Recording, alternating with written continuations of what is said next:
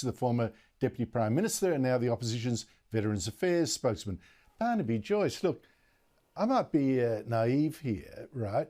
But our army band trotting off to the embassy of the Chinese dictatorship to serenade their army while China's meanwhile punishing us with trade sanctions, jailing an innocent Australian journalist, backing Russia's invasion of Ukraine and threatening war. Does this make sense? No, it doesn't, Andrew. And good evening to your listeners. I'm sorry about my garb. We've been at work. If you crawl up to someone who's a bully, they don't respect you. They have contempt for you. So, you know, if someone should play the national anthem, maybe they should ask the Wiggles if they want to do it. It's not a position whilst we have a spy ship off the coast of Rockhampton, where Talisman Sabre is happening. It's not to play the national anthem of a country that put their military lasers on our Air Force planes as they're flying over their ships in our economic exclusion zone. It's not for us to play the national anthem of a nation that has incarcerated Uyghur people basically on the premise of their race, of their religion, up to 1 million.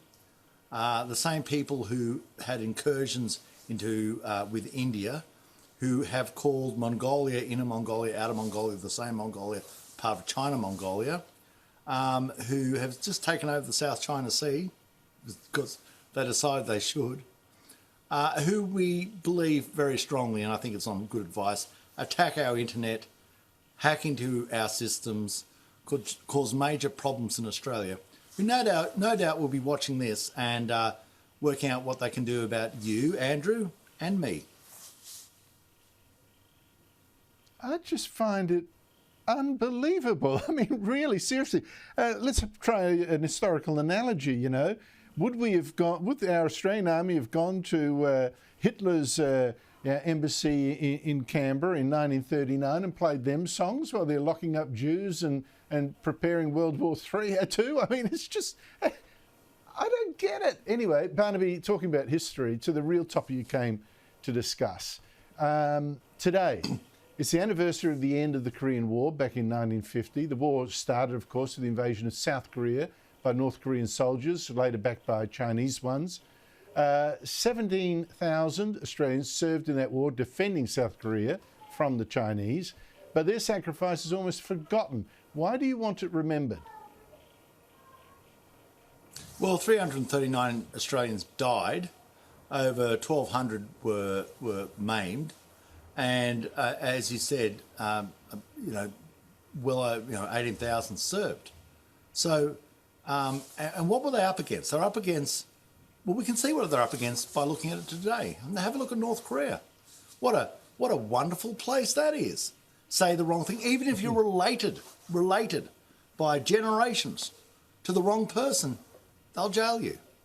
They'll lock you up, they'll chain you to a concrete floor, they'll brutalise you, and they'll murder you. They've actually kidnapped people from Japan, as mad as that is, they've done this. They have developed nuclear weapons, which they lob over Japan every now and then. They're trying to make sure that they can hit the United States of America. The Chinese defended them. Chinese defended this country. In fact, it was Douglas MacArthur who was up against them. And, once they believed that the Americans might have had superiority, the Chinese sent up, I think, about 1.3 million troops across the river into North Korea. And it was, if we hadn't started exhausting communist resources then, and then later on the Vietnam War, make no mistake about it, the Vietnam War had purpose. It exhausted communist resources.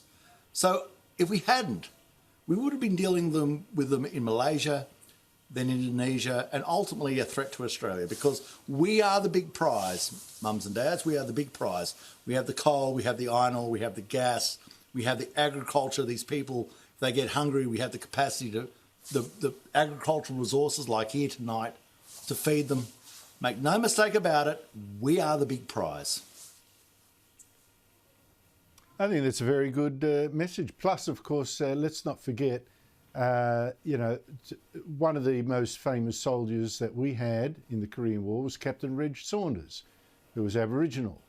And I think that sort of is a challenge to the idea that a lot of people have of, oh, they weren't citizens, before, back then, and they're treated abominably. Captain Reg Saunders, a genuine Australian hero. Barnaby Joyce, thank you so much for your time. Really appreciate it.